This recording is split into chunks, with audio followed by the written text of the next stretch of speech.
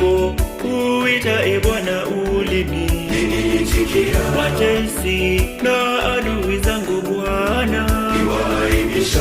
Bwana meza mbele ya macho yao kunikirimia.